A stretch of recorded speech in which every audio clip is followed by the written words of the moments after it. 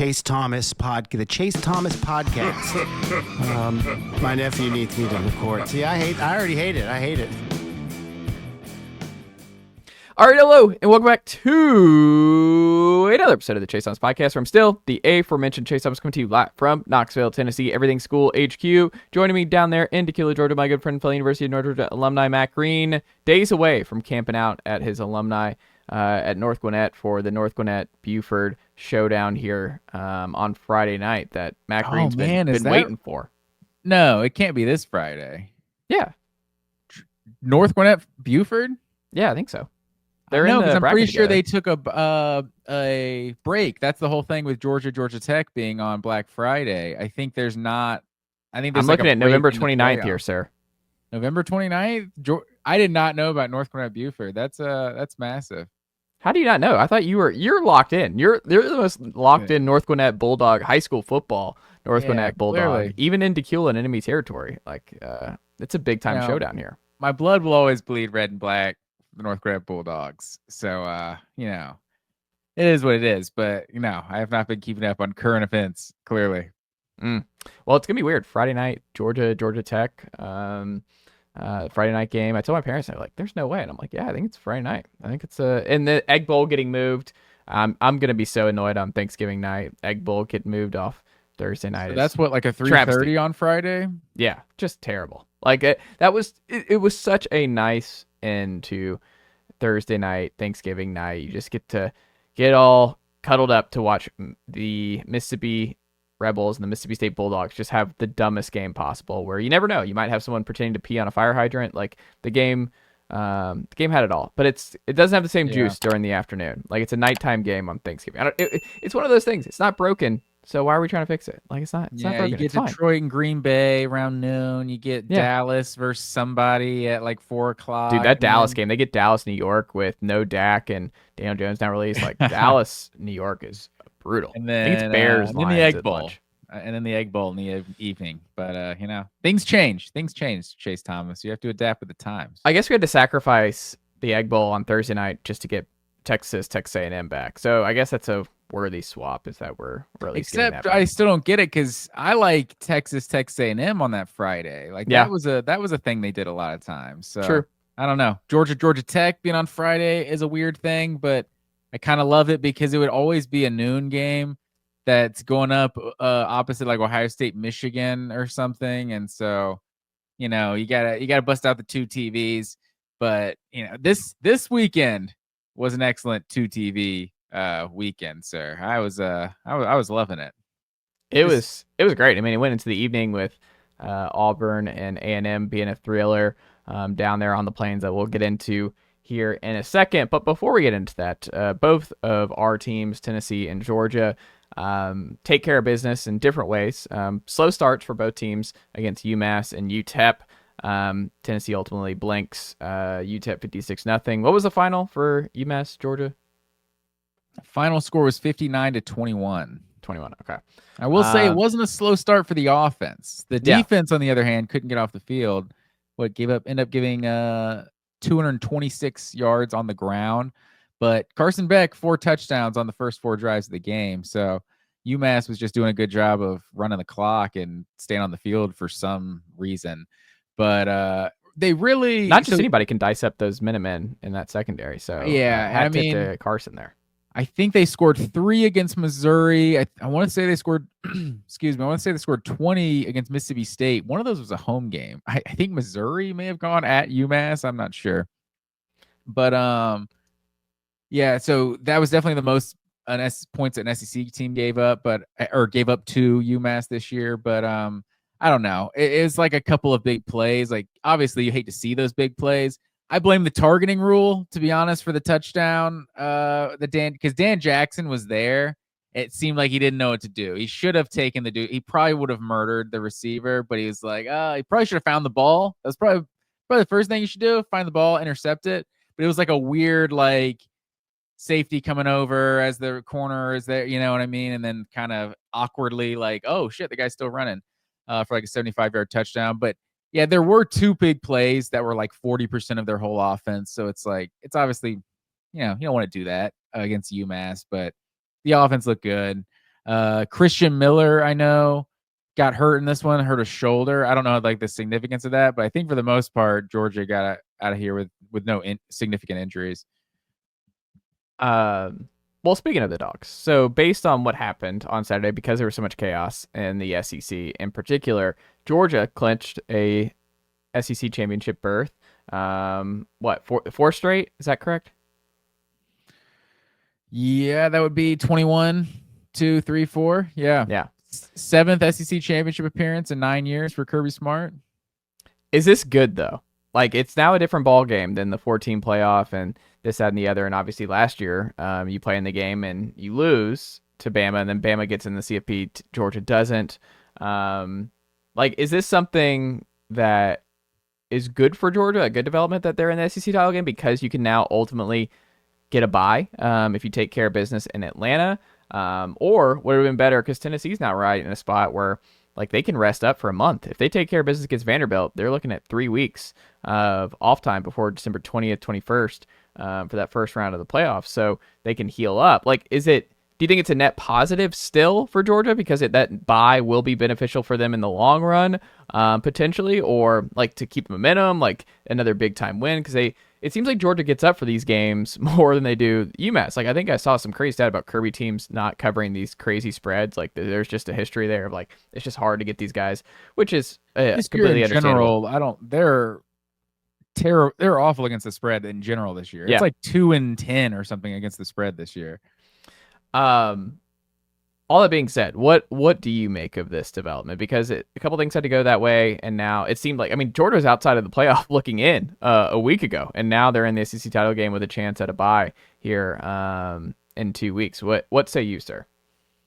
I will say I was content with not making the SEC championship, and like you're saying, Georgia just getting a little bit of time off and getting healthy for that first round. And definitely Georgia is in a position where it would be a home playoff game. They're in that 5 to 8 group, I think. I feel like firmly we'll get into our playoff rankings at some point. But so obviously there was a lot of positives for Georgia to not get an SEC championship. But it was like the second that Auburn like finally won the game. Well, I mean, once that started happening, because that's like just the thing I'd never expected at all. We'll get into that obviously, but once the Auburn game went final, it was like, okay, Georgia's in the SEC championship. It's like, oh hell yes, like let's win the SEC championship. That's just the way you're trained as a college football fan. Like Georgia needs to win the SEC championship and get that first round bye. Like there's still all of their goals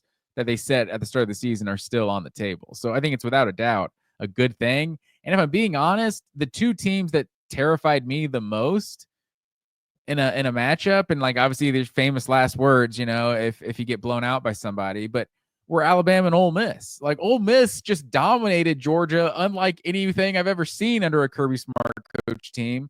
And then Jalen Milroe, the way he played the first time those teams faced each other, like obviously he's had a bunch of games where he hasn't played well, and maybe Georgia could figure something out if they were to rematch, but Milroe was just that X factor that just balled out the last time Georgia played him. So with those two teams being out, it's like I don't think there's a team that would that Georgia should be scared of. Like Georgia has been flawed in their own rights, but like with the Tennessee win, the Texas win, like the fact that like the teams that are left the way they are now, it's going to be either A&M or Texas. Like it's tough to beat anybody twice. But the fact that now Georgia's playing for that first round bye, I think that's massive. So you have to be excited about getting the SEC championship.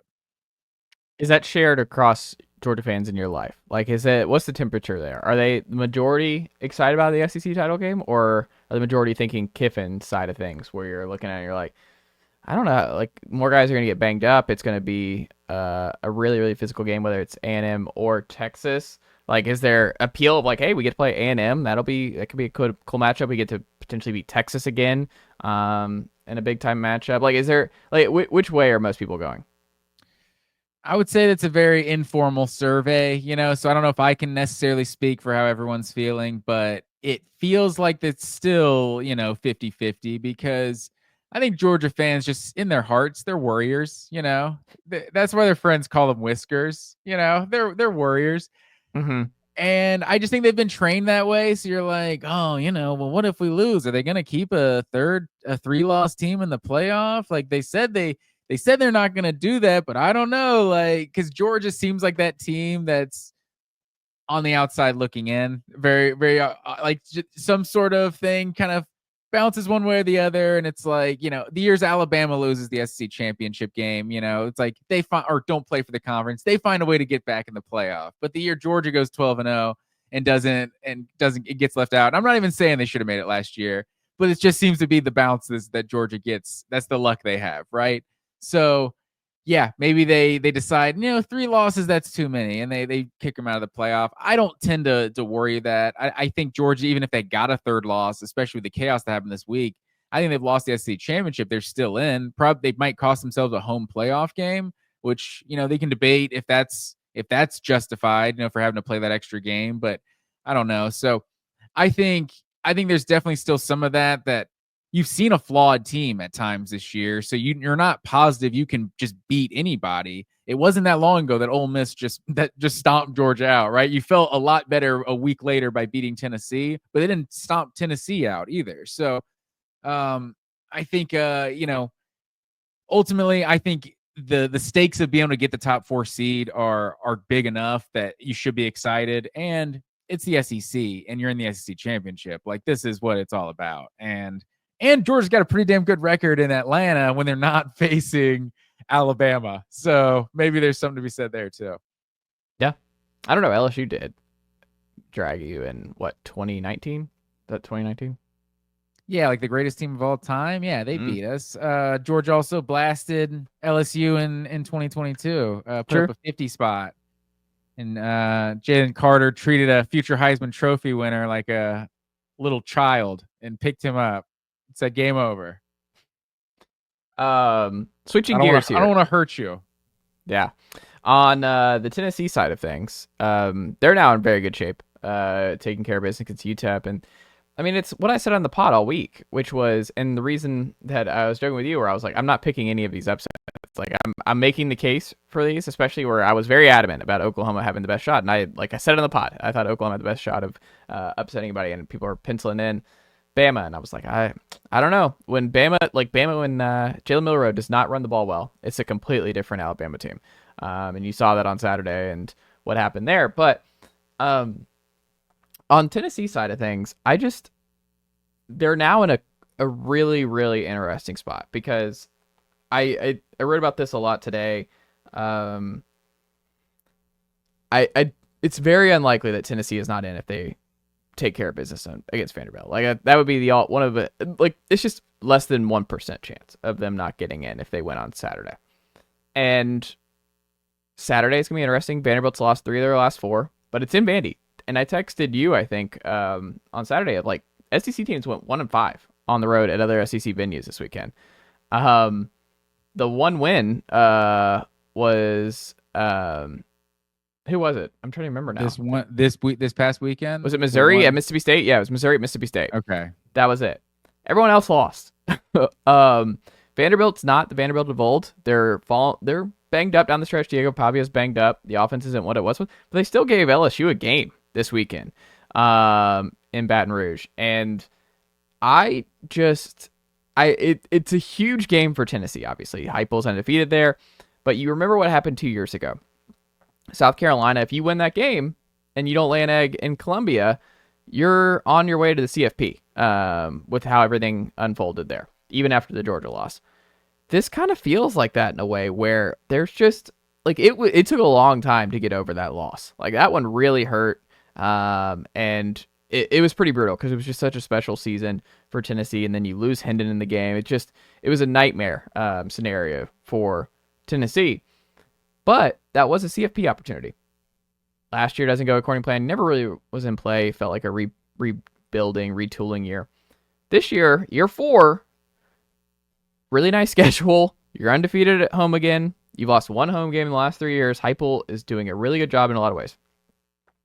There is so much sneaky pressure on this game at noon in Nashville, because nothing would please Vanderbilt more than playing spoiler and ending Tennessee's CFP chances, because I don't think they're getting in if they lose this game.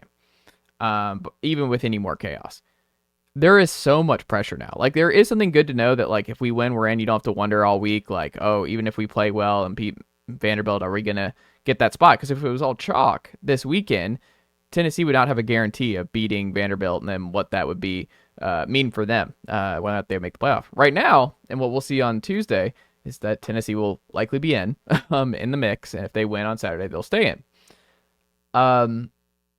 It's interesting because I think Vanderbilt is a bad matchup for Tennessee in some ways and a good matchup for Tennessee in some ways.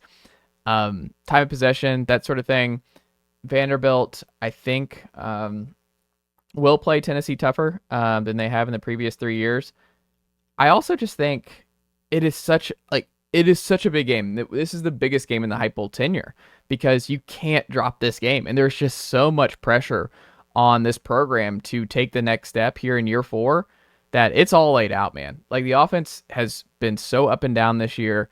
You have this elite defense that's only given up 20 plus points once this season. You got to take care of business here, man. This is such a big game, and if you don't beat Vanderbilt with everything aligning this weekend, it's a gut punch of all gut punches. I'm curious what the vibe is around the program all week. I'm curious how Vol fans are feeling going into Saturday. I think most are pretty confident, but it's in play. Like we just saw, one road team won in the SEC this weekend. Tennessee, I think they're going to win on Saturday, but if they don't, I really worry about where things head in a hurry going into Sunday, because that's just a tough one to come back from. That is a tough one it won't be this easy. You're on the playoff you will be on the outside looking in next year. You got to go to Gainesville. Look at where Florida's at. You haven't won there in forever. You go back to Alabama. You haven't won there in forever. You'll get Georgia still on the schedule. It's going to be very hard for this Tennessee team to make the playoff next year. Even if Nico's a lot better, even if the offense is a lot better, it's not going to be as easy of a schedule.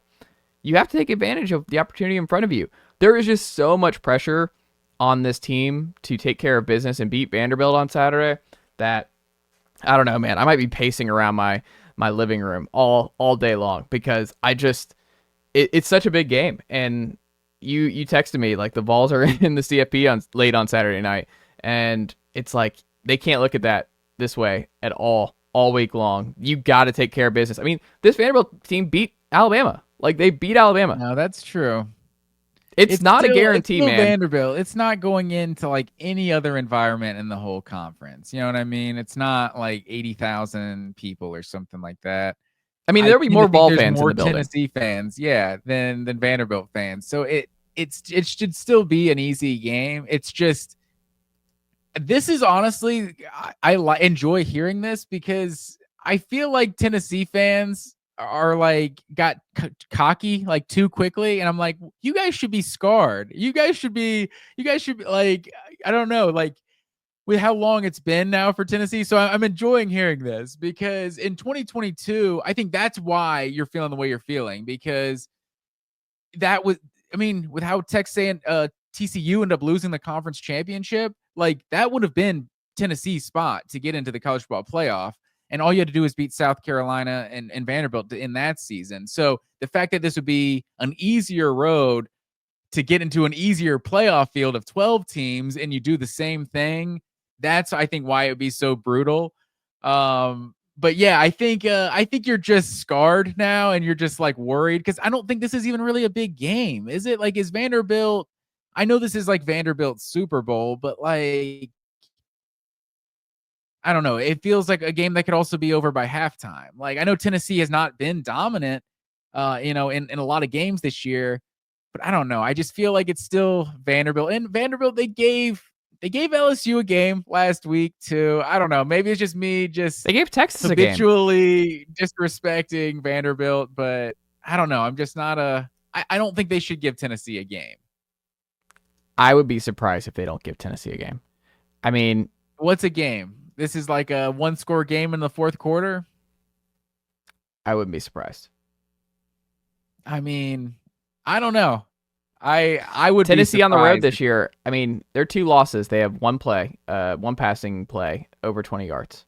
Like the path is there. Like if Tennessee doesn't connect on some downfield stuff against Vanderbilt, this is going to be a game because the offense doesn't. If you're not going to connect on some explosive plays on the road, it's just going to be a dogfight. Like you're going to find yourself in a dogfight with Vanderbilt in the fourth quarter. And I think Tennessee's defense will handle Vanderbilt pretty well, but I do think this is going to be low scoring. Like my gut is this is going to be close in the fourth quarter. And this is like a 28-24 Tennessee win or something like that. Like this Tennessee might win, like kick a game-winning field goal type deal. And it's just, I don't think Tennessee's running away with this. I could be wrong. Tennessee and Heupel have done well against Vanderbilt.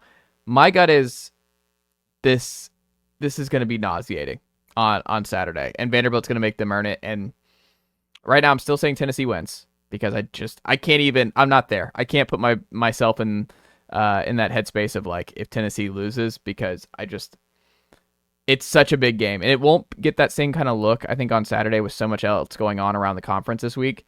But what this game means for this conference and what it means for the Heupel era is just so big. Because I just don't know.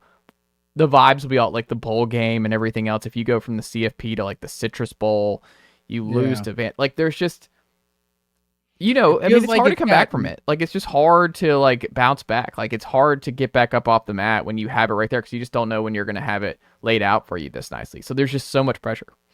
It's also just negative pressure because a win almost means nothing. It's like a win doesn't really get Tennessee any closer to a national championship, but a loss is just like, what the hell is happening? Like we should be in the college football playoff and we lose to Vanderbilt. Like what the hell? Like, wait, do we need to look at Heupel? What is going on? I mean, it will be chaos if they don't win this game. The fan base, I mean, love this fan base. If Heupel and Tennessee loses to Vanderbilt, like Twitter and everything else is just going to be the post-game radio calls on Tony Basilio, the fifth quarter. It's going to be unlike anything we've seen in a long time, I think, because of just how everything has broken your way over the last 2 weeks. You give Vanderbilt reasonable schedule this year too. That's what I'm saying. I don't think they're going to be favored to make the CFP next year. I think they'll have to upset some folks in so are those people justified for feeling that way? I mean, you're looking at like year 6 being the earliest potentially if you blow this of like making the CFP. Like, and then hold on. Year 6. What is this year? Year 4? 4. Mm-hmm. Why would next year not be a year? I don't think they're gonna be favored. They would have to win. We're talking about Nico's junior year now. No, redshirt sophomore. But potentially one good year in going to the NFL. Yeah, I mean that's for sure on the table. That's what I'm saying. Like this is the year. I think next year is going to be significantly more difficult for Tennessee to make the CFP. They're replacing a lot on the offensive line. They're replacing a lot on the defensive line. It's the same conference schedule though, so that's not. No, but it's flipped. It's on the road. Like you go to Gainesville, you go to Tuscaloosa, and you still have Georgia at home. Those are 3 games they will not be favored in. I don't think. That's true. The one team that they can't beat in Knoxville. Yep, that's what is that the only team they've lost to? Heupel's lost to in Knoxville? Well, no, in the last 3 years, since 2022. Yeah, because he lost to Ole Miss and Pittsburgh in 21 at home. Okay, the yellow mustard game. And Georgia, obviously. Yeah. Yeah. Well, Matt Green, that's all I've got. I hope I did not put too much doom and gloom for Vol fans. I'm just like where it's at. It's like it's not doom and gloom. I'm just setting the scene here for what this week is. Really. That's definitely setting the scene. I don't think it's likely. Vanderbilt is fine. Like they're not good. So what do you think neutral site Arkansas Vanderbilt is next week? What's the point spread on Arkansas Vanderbilt if they play on Saturday? Neutral site? Yeah. What's the Arkansas 7.5, 6.5? I don't really think they're better than Arkansas, and I would say the stadium wise is giving Arkansas way more points than it's giving Vanderbilt. Just in terms of rowdy environment. I don't think Tennessee should struggle in this game. What was because the LSU game, it was obviously one score, but they made it look closer at the end, right? Did they score late to cut it to like one touchdown? I might be making that up. I'm not sure. But I mean, South Carolina, though, they're playing good football. So you see like the 28-7 in Vanderbilt the previous week. The difference there is like South Carolina's playing really good. Like South Carolina's playing like a borderline top 6 team right now. Like Tennessee's not really playing like that. Their defense has been great, and they bounced back this week. James Pierce had a great game, 2 sacks, good final potential game. And Nealon Boo Carter was sensational again in punt returns, and special teams been good. Dylan Sampson and the running game was solid, but like Tennessee's longest pass play was 25 yards, and their longest run play was somewhere in the 20s. So the 56-0 did not include any explosive plays again. Yeah, that's fair. And Vanderbilt scored with like 5 minutes left to cut it to 24-17, and then LSU was able to just. Texas had to earn it in Vanderbilt. Mizzou had to earn it over Vanderbilt. It's just, we'll see. No, that's fair. College football rankings predictions, Matt Green. What say you before we dive into our final storylines here from the week that was? All right, rankings predictions. This is what I got for this week. I think it's not what I think. This is what not what I think it should be. This is what I think it's going to be. I think they're gonna have Oregon, Ohio State, Texas, Penn State in the top 4. Not the 4 seeds, but Notre Dame at 5, Miami at 6, and then probably Georgia at 7. And then I don't know where they're gonna put Indiana, maybe 8, 9, and Tennessee 9. Excuse me, probably SMU maybe at number 10. Boise State at 11, and then Arizona State, I think, probably jumps up to 12. So that would be the 12 teams right there. Boise State, I think ultimately, if Arizona State wins the Big 12 championship, I think that win is going to be enough to push them ahead of Boise State. Because, dude, I am just tired of seeing Boise State in here. Like, we'll let you guys be in the dance, but I mean, I don't even think Boise's going to get in. I think Tulane's going to be ranked higher than them. I think Tulane's getting in if they went out. I can't see that happening, especially with Ashton Genty being like one of the stars of college football this year. Like, no one has watched his games. Like, they can pretend they do, but no one watches Boise State's games. We're not going to give the Heisman to a guy that we're not watching play. Like, it's great what he's doing, the stats and everything, but just the level of competition, I'm not really down with it. You can put Boise State in the playoff if you want, but I think the Big 12 champion needs to end up getting that 4 spot. I don't know, man. I'm looking here. The ESPN's FPI. So Boise has a where is their playoff? They have a 68% chance of making the playoff. Tulane 24% to make the playoff. So who would they? It would be Army. Is that who they would play in the conference championship? They are playing Army. Yeah, it's already clinched. Yeah. So, I mean, is that a win that people are like, oh, they beat Army? True. They're gonna jump and Boise I guess State. Boise will get better than UNLV, right?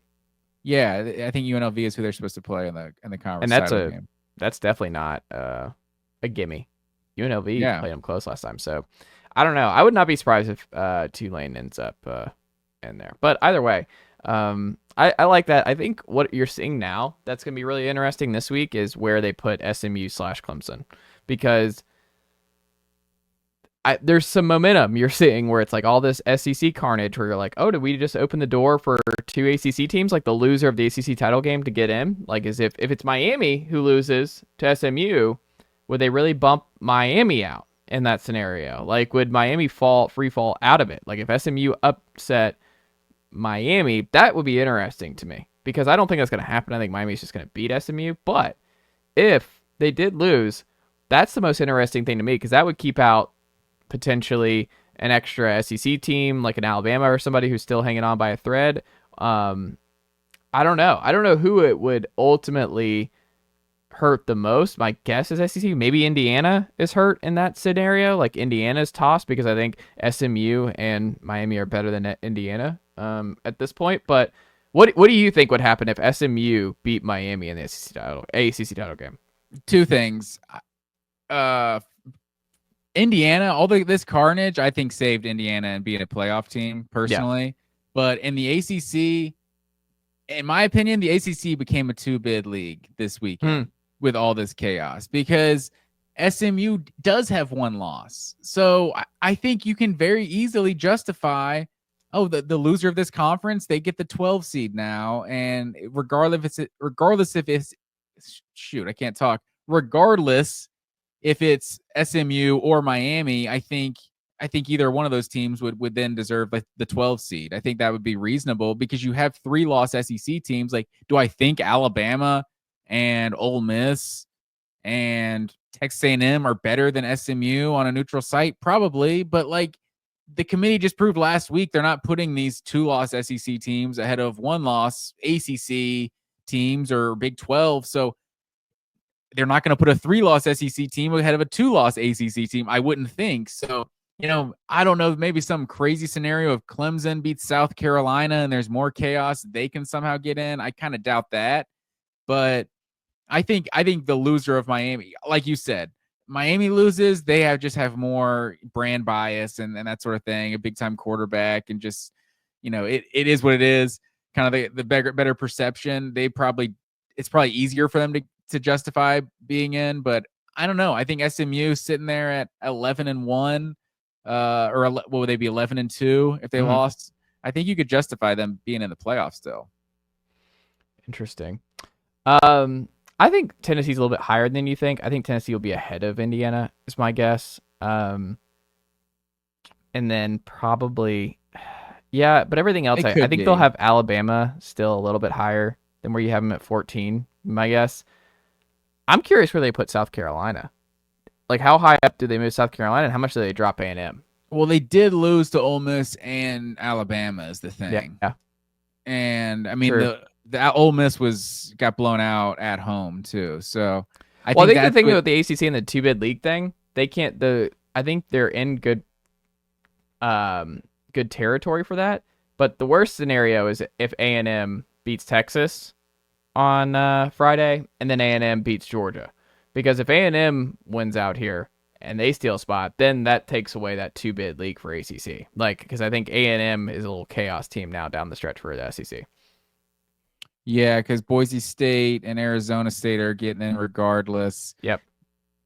Does that bump SMU, the ACC championship loser out, or does that bump that's Tennessee what I think. Out? I think it. Wait, what was the second part? Or does it bump Tennessee out? The team I don't think Tennessee on conference championship weekend. Or Indiana. I think it would be Indiana before Tennessee. You think the dollars and cents are at work here, getting Tennessee in the playoff over Indiana? I think so. Sounds like some shady stuff. Greg, but it's also we all saw Indiana's a great story, but we all saw they're not one of the 12 best teams in college football. It's not I think they deserve to be in based on their season. They played the schedule they had. I will say, getting out of that one game they had against Louisville, to play an FCS school was is that right? Yeah, I didn't realize that. And it's you could have had a little bit better schedule. Louisville would be the best win on their schedule this year. Exactly. So I'm just I don't know. I don't think if you're an Indiana fan, I think you love this season, you would like to be in, but it's also they're not going to beat any of the these matchups. I'm thinking about who they get matched up with. They can't beat Tennessee, I don't think they can beat Georgia, Texas. You're looking around because you're not going to get Penn State. Maybe if you threw them to Notre Dame, that could be interesting, but even still, I don't think. I just think they're a double-digit dog against any of these teams that they're matched up against if they get a playoff spot. I think it's just, I don't know, it's the principle of it. It's the fact that they have the exact resume. I know Penn State has played some of the better conference teams that are unranked, but Penn State just they're hanging their hat on our only loss is Ohio State, and Indiana's doing the same thing. And it was a more competitive game, sure, than Indiana put up, but I just don't know why the number 5 team getting blown out by the number 2 team means they're not a top 12 team. You know what I mean? Yeah. There's a lot. And also that game was 7-7 with a minute and a half left in the first half. And then they fumble the punt, and then, or the punter fumbles. And then they take the punt Ohio State takes the punt to the house to start the third quarter. And it's now it's a blowout. It didn't feel like they were really dominating Indiana, at least the first 2 quarters. I mean, they only had just over 300 yards of offense too, right around 100 yards rushing. they weren't just like killing them offensively. Defensively, they were dominant, like for sure. I think Indiana had like 160 yards in this whole game. But I don't know. It just like for Penn State to be looking at like home playoff game and Indiana being out of the dance completely, and both of them have just such similar conference resumes. That's like the only issue I have. And I think with some of the chaos, Strength of schedule though for Penn State 33rd, Indiana 88th. Yeah, I mean they've definitely played some of at least like some only of the Boise middle... will have a worse strength of schedule if Indiana gets in. Yeah, and Boise's at 89. Fair. And Alabama would be favored, right? All these of teams below them would be favored versus Indiana, but I don't know. I don't like Vegas deciding who's in. I mean, I don't disagree. You know? Like I said, what have I said all week? I was like, it's bad for the soul to be like adamantly opposed to Indiana. But the reality is, like, we're in this one particular circumstance where A&M runs the table over the next 2 weeks. Then I think you have to be like, all right, sorry, man, 5 SEC teams and no Indiana. Like, you remember, I don't remember this well, so I probably shouldn't even be bringing it up as an analogy. But in math, they had like the proofs. You know, and you had to like prove something. Like it was like that was like a 9th, 10th grade thing or something, right? I love you're saying the grade, not even the type of math. You're like the 9th and 10th grade math. I think we took. I don't even know. I don't remember which one. I was gonna say, is this geometry? Are we talking? Are we talking about trig? Is this statistics? Which one is this? Algebra 2. I don't know. But it's like as the season goes on, it's like I don't know. Alabama's just proven that they're just a flawed team, right? Like they've just had so many games that they haven't shown up, and it's hasn't even been necessarily against the best teams. Sometimes they've looked really good, sometimes they've looked really bad. It's like Indiana, it's like the only proof we have is that they're not as good as Ohio State. And it's like not being as good as Ohio State isn't a reason to not be in the playoff. It's like this might be the best team in all of college football. Well, I mean, they didn't play Ohio State as well as Penn State did. Penn State played Ohio State. They definitely didn't. But I don't know. I feel like it's harsh, especially with some of these teams having 3 losses now for them to get all the way out of the playoffs. So exactly, I'm okay with them getting Indiana, in. My circumstance of them not getting in is if A&M wins out. Like at that point, the chaos you can't. Yeah, that's my thing. No, that would definitely be chaotic if A&M's 3-loss SEC champion rolls in there. 100%. Also, what happens? Then they get a bye. Can you think about how crazy that is? A 3-loss SEC champ gets the bye, and then Georgia, Texas, and Tennessee, and probably. I mean, I don't know. This is why we still have a week to figure. 2 weeks really to figure out how this is all going to unfold. But yeah, it's still because that's one of the questions too. Is if A&M wins, like where does Texas go? Because they're a 3-loss team. Like, what was the year that Penn State? No, Texas would be a 2-loss team. No, A&M still though. Okay. Like that year that Penn State beat Ohio State. I think they lost to Pitt out of the conference, and then they won the conference. Like 2016 or something? James Franklin, and Ohio State was still sitting there at the end of the year at 11-1, and Penn State was 11-2 conference champs, and they were left out of the playoffs. So I don't know that if A&M beats Texas this week, like what do they jump Texas in the rankings?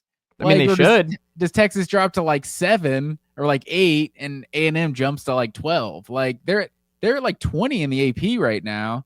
Like I'm not sure where they're going to be. I mean, the committee absolutely wants Texas to win out, right? They don't want to have to explain Texas. They don't want to have to do this. If they really want Texas to win this weekend, because then it's easy. It's a lot cleaner. And maybe if they lose to Georgia, they still justify. Yeah, who cares? They're still in. Like you don't have to explain those away. Yeah. No, that's probably the cleanest thing for sure. But I don't know. A&M has definitely been a chaos team. And like you're talking about Tennessee going to Vanderbilt, Texas is going into College Station next week. Like I think they're like a 5.5 point favorite right now. Like I do not feel great about Texas going into College Station at all. Yeah, we'll see.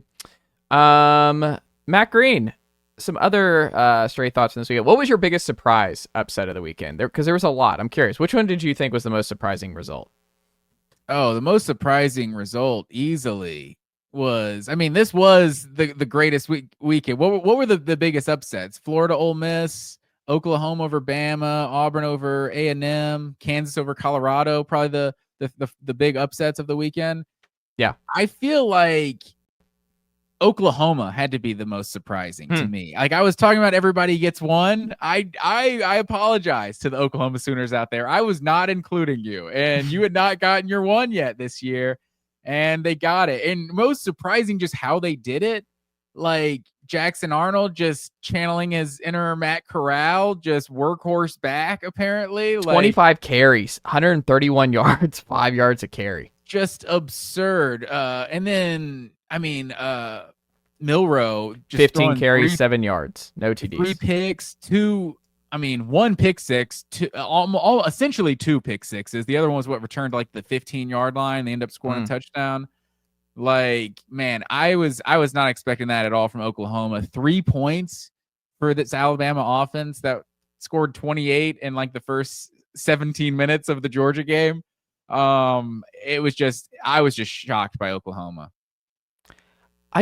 Like I said, Oklahoma, the defense is legit. Like Brent Venables is a really, really good defensive mind, and that Oklahoma defense is good. Like they are a good defense, and the thing about Alabama, man, and everyone's gonna like, okay, it's over. My thing with Bama, the best of Alabama can still absolutely torch Georgia, torch Texas, torch LSU. They can torch the best of the best. But when that running game isn't working and Milroe kind of like implodes like this, like it's rough. I mean, he threw that pick to end it against Tennessee with the chance to drive down the field and tie, and Tennessee and Vanderbilt both held Jalen Milroe in check running the football. This game, that's the recipe. Like when Jalen Milroe is not comfortable running the ball and he's not gobbling up the yards, like this Alabama team, they struggle. The offense just struggles. And credit to Oklahoma for having a good game plan here and also just knowing what they were offensively and what they could do. Like Jackson Arnold's a warrior for that kind of performance and everything else. But I don't know if the offense is fixed over there in Norman, but hey, it's like one of those where they know what they can do, and they stuck to it on Saturday, and they're like, look, I don't know how many times this wins against Alabama, but this is all we can do right now with all of our receivers out and everything else we're dealing with. So we're gonna run and see and hope our defense is able to make enough stops and force some turnovers and have a chance. But winning on the road in the SEC is tough, and that's a huge win for Venables in that program because it's been a brutal welcome to the SEC season. While your rival, who you came in with, is right there at the top of the SEC and a CFP favorite. So that's a huge win for them for sure. And I think people are still gonna overreact a little bit with Bama because I understand Bama is up and down. They're really hard to get a feel for, and people are laughing at this latest loss. But I'm like, that's the thing about Bama. This team is just, the ups are so high where they could win 4 straight and win it all, and it wouldn't surprise me. They could also get bounced immediately by somebody in really embarrassing fashion, and it wouldn't surprise me. I feel like they're the most like up and down where you could see both extremes for them depending on week to week, and that's just how it is with them. Yeah, without a doubt. I wouldn't have been surprised if they got in the playoff and won the national championship this year. And then they lose to Oklahoma. And like you said, this was just, bowl games don't matter, but missing bowl games definitely matters. And sitting at 5 wins with Alabama and LSU on the schedule, this is massive for Oklahoma. Next year, though, so South Carolina is a Clemson win away from finishing 9-3 here. Hold on. Before we move on, you don't want to talk about these other upsets, though? Well, I'm bringing Florida into play here. Okay. Florida's going to in here. So, Florida, DJ Lagway, undefeated at home. Back-to-back huge wins here against LSU and Ole Miss. Throwing 12.2 yards per attempt. Dude's got a cannon. They go downfield. There's so much momentum for Florida right now. Doing it with a really limited group. A lot of injuries have devastated them this year. And Montrell Johnson was back. The vibes are all-time great right now in Gainesville. And he's a dude. Like, true freshman, like DJ Lagway is here and going to be a problem in the SEC for the next several years. That sidearm throw when he was under pressure to the sideline, that was pretty absurd. I was like, oh my God, that was an NFL throw right there. I mean, he's hard to bring down. That was hardly an NFL throw because not that many NFL quarterbacks are making that throw. Well, it's also the Anthony Richardson factor, where obviously not the same quarterback, but they are similar in size. Like, DJ Lagway is gigantic, and he's hard to bring down. Like, he's going to be a hard guy to sack over the next couple of years here in the SEC. Richardson was hard to get on the ground. Not nearly that same kind of runner, though. No, not as a runner. I'm just saying in the pocket. Like, they're just going to be hard to bring down. They're going to keep plays alive. and they've got a cannon. Like they can absolutely uncork some bombs with some unreal arm strength. And I think DJ Lagway is a lot more talented overall as a quarterback than Anthony Richardson. A lot less green, especially as a true freshman. He already has more big time wins. Yeah, in his time at Florida in these couple games. These last. But then you look on the flip side, the 3-star Lenora Sellers out of South Carolina. He settled in, and I mean, he is a good quarterback. Like he is just he has figured it out. South Carolina knows who their identity is. They know how to play. They're just rolling all across the board. Like right now, everyone's looking at A&M, and like South Carolina avoid it. Like they're not getting upset. They're just taking care of business down the stretch, and they're playing their best football. So I ask you, Matt Green, because I'm like, it's never too early to think about 2025. But that's another part of why, if you're Tennessee, you got to like really take care of business here down the stretch and beat Vanderbilt and get in, because South Carolina and Florida are going to be good next year. And I think I'm interested to see how they handle the portal on both sides, but they both have good quarterbacks going into next year. They both have a young defensive lines and everything else that's going to be good. A lot of skill position guys coming back.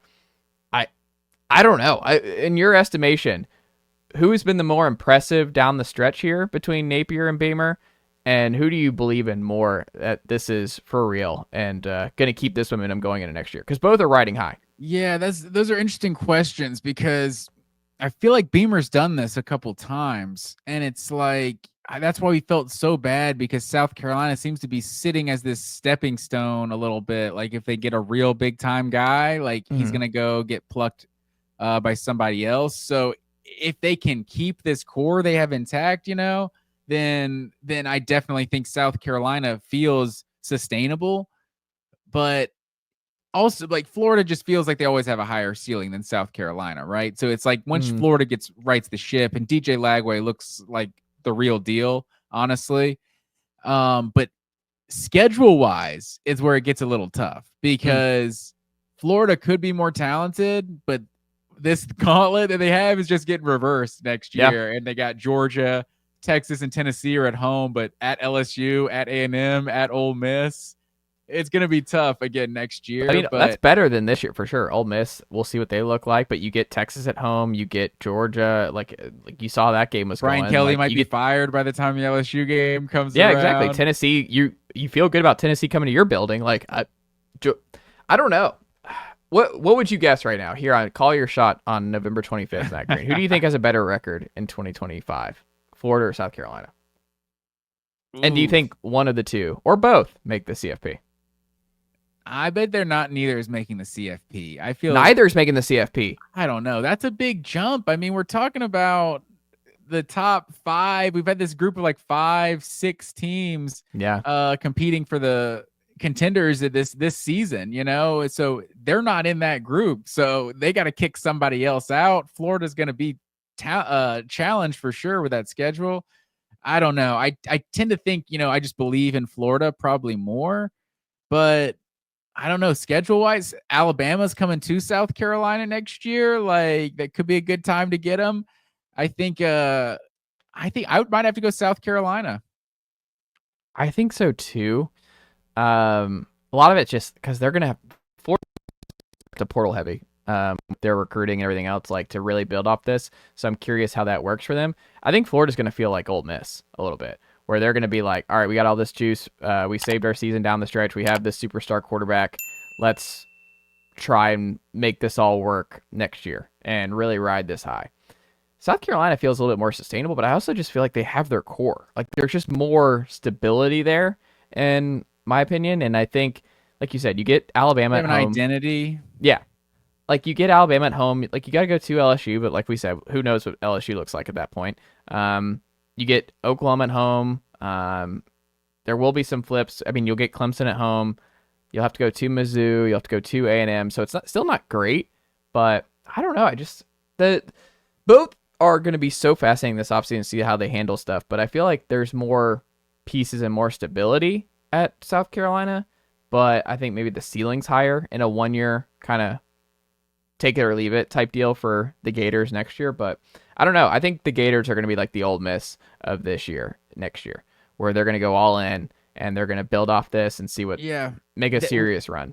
What they do in the portal will definitely kind of impact that for sure. But Yeah, I was definitely impressed with what we saw from Florida on Saturday night. And I kind of alluded to this when we were making our picks. Like, I feel confident Ole Miss isn't just this unblockable force that they were when they played Georgia, but I was still having flashbacks. I think we both picked this to be close, right? I think we were both picking Florida to cover the spread. Oh, no. You had Ole Miss 38-20 was your score, actually. So Did I have 38-20? Yeah, so I mean, think this is my biggest also surprise. I was surprised Ole Miss lost this game. Like, I was way more. I expected Auburn and Oklahoma to have a much better shot than Ole Miss. That was the home dog of the week for sure. I just thought it was asking a lot of Florida and a true freshman to beat LSU and Ole Miss back to back, even if it is at home. And Ole Miss, Jackson Dart picked a bad day to play one of his worst games as the Ole Miss quarterback. I mean, you get Trey Harris back in this game. I just, if you're an Ole Miss fan, this is demoralizing. Like, we talk about like what this weekend was for a lot of fan bases. Alabama, it's like, all right, you're 1 year removed from the Saban era. Yeah, that sucked, but come on, like, you guys don't know pain. It's fine. Here. But Ole Miss, man, this was the year, and you're gonna lose so much after this, and I feel bad because I think Kiffin is a really good coach. He gets the monkey off his back by just curb stomping Georgia at home, and you get like you solidify yourself in a way where you're like, hey, I can win big games too. I know how to build my team. I saw what Georgia did to us last year. I attacked it in the portal, and I went and slayed the biggest dragon in the SEC. And then you go and lose to Florida. It's just, and now you're out of the CFP, and I don't know when you're going to get this kind of shot again. Like, a lot went right for Ole Miss, and we've talked about it for years in this program. It's hard to build a sustainable winner in either Mississippi schools, whether Mississippi or Mississippi State. You go through the history. Now with the conference being as big and bloated as it is, Texas and Oklahoma coming in doesn't make it any easier for them. I don't know what the future looks like there, and it's such a brutal loss because I think Kiffin's still a really good coach, and I think they've had a really good year. But man, I think they were like, you just feel bad. Like, you realize, like, that sucks. Like, if you're an Ole Miss fan, you're just demoralized because I think they could have won it all too. Like, if they take care of business down the stretch, I think Ole Miss could have won a natty. Yeah, for sure. Like we were kind of talking about with the Heupel loss to South Carolina, or if they were to somehow lose to Vandy. Like, that's that feeling of like, we had a pretty easy run here to end it. Like, we're getting, obviously going to the swamp is never easy, but we saw we could beat anybody. Yeah, exactly. You're not in the playoff because of Georgia. You didn't miss the playoff because of Georgia. You missed the playoff because you lost to Kentucky and Florida. Like, how does that happen? So, yeah, and like this is what I always feel like. Everyone wants the cool coach that goes for it on fourth down all the time. Like, it's really cool until it doesn't work, and then it's just absolutely maddening. And they outgained Florida 464 to 345 in this game. Like, it felt like Ole Miss was the better team. Like, what did Florida had 3 points in the third quarter that came off that muff punt, and they basically did nothing else the entire quarter. And it's like they just extended it. They just took the lead in a tie ball game by doing essentially nothing. And it's like Ole Miss just kept beating themselves. Like, if I was, I would just be sick if I was an Ole Miss fan. Not only like the fourth downs, like just moving the ball just easily. And Greg McElroy super critical of the play calling, which to JJ Pegues, like, where you're running him off tackle. This guy's 300 whatever pounds. Like, he hadn't been stopped all year, just run straight. And it felt like they were getting too cute, and Florida stopped him, I think, 3 different times in this game. Like, it felt like all the criticism of Lane Kiffin, I feel like, is unfair at times. It felt like this was almost like a culmination of it, and it's like, they're not getting on fourth down. Now Jackson Dart is throwing picks, just some awful picks too. And after, I don't know if you saw how emotional he was after that interception where it gets overturned. It's like, after being that emotional, it's like, I feel like I knew he wasn't going to bounce back. And then he throws a worse interception. Was the very first play after it got overturned. So yeah, I mean, obviously it's just a miscommunication, but it looked really bad. But yeah, it's just, this is a really bad loss for Ole Miss. And like you're saying, I'm with you. Like, this felt like the year that everything came together. That was the difference between Heupel 2022. It's like, this is the breakout year. Yeah, we didn't break through and win a national championship. This is the year we got back on the map. Like Ole Miss, this is the year that we were supposed to finally win a championship, that we were supposed to be legit, and we beat Georgia, and we're still not going to win anything. Oof. Poor Ole Miss, man. That's just brutal. Final thing here. Who in the SEC are you sure is good now? Like, who, Matt Green, would you say unequivocally they are a good football team that can win a national title if they make the CFP? Because there's been a lot of people. Yeah. Can I answer this how you have it phrased Yes. on the doc here? You said who am we sure is a good team in the SEC and the Big Ten? Yeah. I am sure that Oregon and Ohio State are good teams. Okay. I feel confident of that.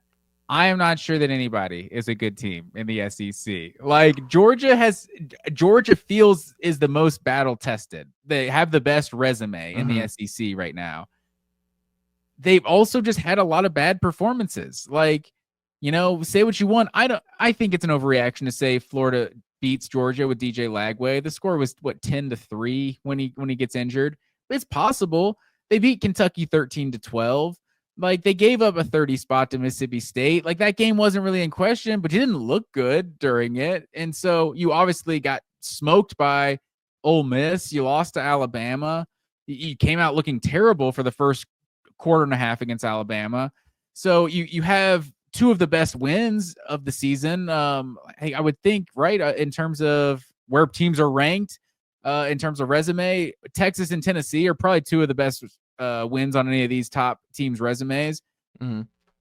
But you just still don't know about them. And like you're saying, Texas and Tennessee's just resumes aren't anything special. Like Tennessee at least has the win over Alabama, but they've seen a bunch of awful quarterback play throughout the year and injured quarterbacks and backup quarterbacks. And Texas they're at least going to have to play A&M next week, which we think is a good team. They're a pretty good team. I think it's a respectable win for sure to go into College Station. But we're 11 games in, and I still don't know how good Texas is. And then Alabama and Ole Miss, they're the ultimate teams that could win the national championship. I think they can beat anyone in all of college football, and they can also lose to anyone, apparently. Like Kentucky, I think, is the literal 15th place in SEC standings right now. Yeah, because Auburn won yesterday. So I think Kentucky's sitting there at like 15th, right in front of Mississippi State. And I wonder if that's one of the teams that Ole Miss lost to this year. I wonder, John Summerall was a linebacker at Kentucky back in the early 2000s. I wonder if that's like one of those where, hey, Mark, we appreciate the memories, but it's time to usher in the next Stoops era with Summerall, who's won everywhere he's been, and obviously a Kentucky guy who would probably be into it long term. I wonder if Stoops makes it into next year or if he's back. I mean, it seems reasonable. It's like it's a new era, right? Yeah. Like there's teams that are more competitive college football teams now than they have been, even if they don't have like history of winning championships or anything like that. It's like Arkansas just hired John Calipari, right? Like who knows what could happen in this sport these days. If you're committed to trying to be a big time program, Stoops made Kentucky football respectable. And now you might just decide, look, we're trying to actually win something. Let's throw some serious money at this and get a national title level coach. I don't know that Kentucky will ever do that, but I wouldn't hate if they did. I mean, it feels like the Stoops is kind of got as good as it can be, and maybe it can get better. I agree. So how do we do this weekend, Matt Green? I feel like it was a bloodbath for me.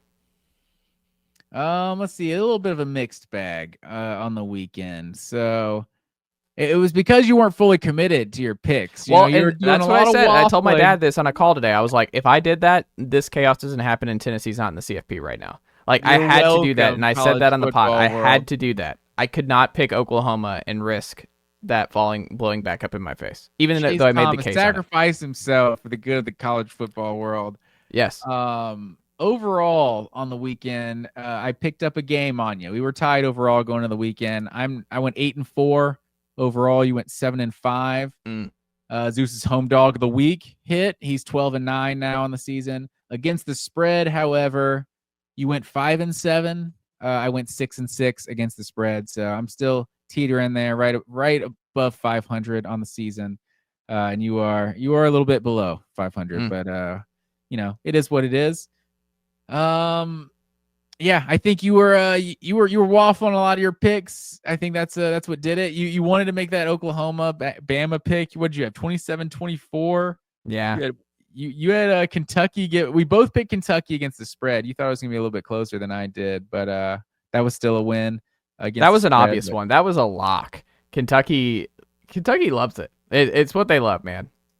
Yeah, they definitely made it interesting. But yeah, and then Army didn't exactly keep that thing close. No. Notre Dame's just steamrolling. But watch all of this, and then Notre Dame just drops to USC on the road here. And then you abandoned your Sun Devils. You had been on the Sun Devils for weeks, and then you jumped ship. And hold on, I said it was gonna be close, and it was like I just thought it was gonna be hard for BYU to drop both games. BYU was like a yard away from winning this. They Kevin Dysoned it from the Titans Rams Super Bowl in '99 in Atlanta in the Ice Bowl, where they leave the field. It was a little different than that. It was a little different. I'm just saying they were a yard short from keeping their CFP dreams alive. Like they connect him to throw. Matt, did you see the Hail Mary? Like Retzlaff throws a bomb 50 yards into the end zone. You're like, he catches the ball on like the 1. Like they almost snuck in and took it anyway. Yeah, for sure. After the delay too, that was crazy. Because that was the situation with what do they call it? Miracle on the Bluegrass? Is that what they call the LSU Kentucky one? Yeah. They rushed the field prematurely and had to leave, right? So, and that was Guy Morris. That was an all-time fan just heartbreak moment. Jefferson Pilot Sports memory. Yeah, Jefferson Pilot Sports for sure. But that's definitely what this would have been. But yeah, what was Arizona State? Were they up 21-0 in this one before BYU came back? So it was a good one. Well, I know Auburn was up 21-0. It was a quality 2 televisions day, like I said. I was just going back and forth. I had Georgia on the small TV, because it was, it's the squad, but we got to get the big games at noon. Florida, Ole Miss, and Ohio State, Indiana. Ohio State, Indiana didn't last on the big screen too long, but yeah, it was a quality weekend. They'll always have that opening touchdown drive for the Hoosiers. Matt Green, always a pleasure, and I'll talk to you in a couple days. Yes, sir. Nicely done, nephew. The Chase Thomas Podcast. Hell yeah.